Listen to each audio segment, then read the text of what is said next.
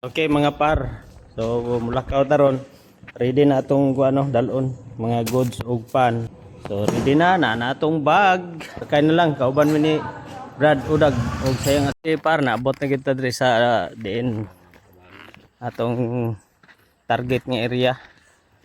Diri si Madam Sister Radapan. Radapan. Dugay na mo nagpuyo diri dam.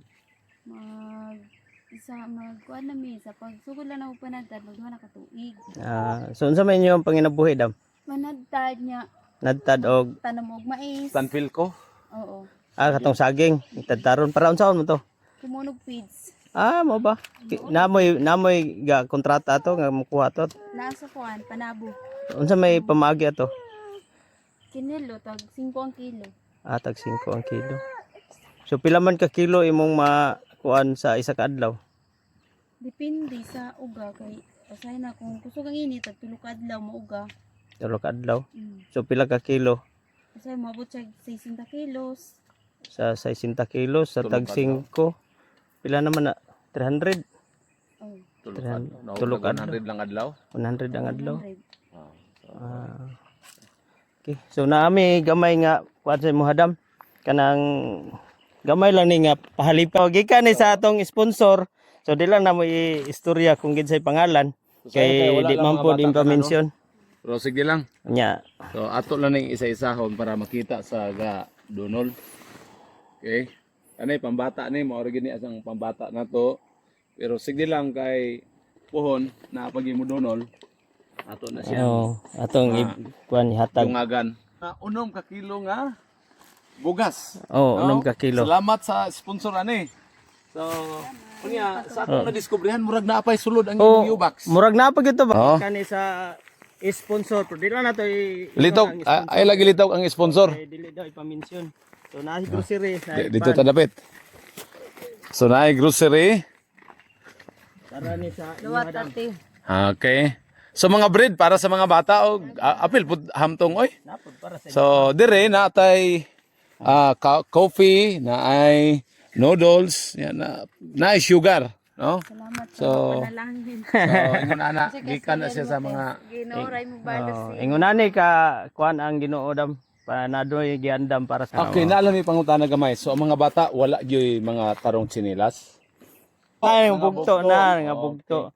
So Usa na siya sa ato nga next nga project. Oo. Unya kami wala man gyud mi igo gyung kapasidad sa pagtabang. Pero mangutana lang mi sa inyo ha, nganong ingon ani raman ang inyong kahimtang?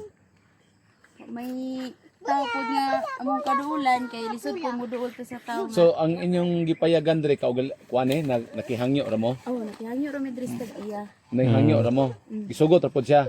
Sugot ra po siya basta manadtad rag saging. Oh, dayon ang balay Kami na maghimo. kani. So unsa ba? Kini if ever di mo gina mosugot sila nga konkreton o pud ka konkrete. mao. If ever na mga panalangin nga baka iamakan unya na iatopsin, no? Pwede ba ni maingon ana? Pwede gyapon. No? Dili mo papahawa. Dili ra mo kanon. Mahawa mi diri ka nang mahalin na siya. Ibaligya ay ni. Pero wala gyud relocation para sa inyo ha. Wala po. No. So temporary lang inyong pagpuyo niya mao na nahitabo nga puros na po ni temporary pero og naay chance nga medyo maarang-arang. Pwede gyapon siguro. Okay. So ato na siya nga iampo sa Ginoo no. Nga mao nay mahitabo pohon. So ato lang iampo.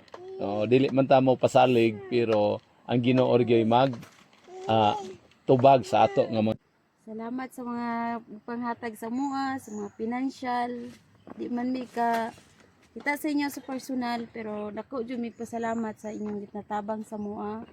Gikan sa mga grocery, bugas, ukay-ukay. Salamat kayo sa inyong tanan. Unta daghan pang inyong matabangan nga sama pud sa mua.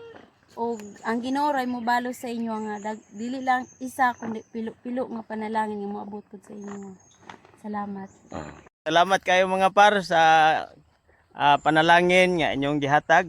So I hope nga daghan patag matabangan pinaagi sa inyohang suporta.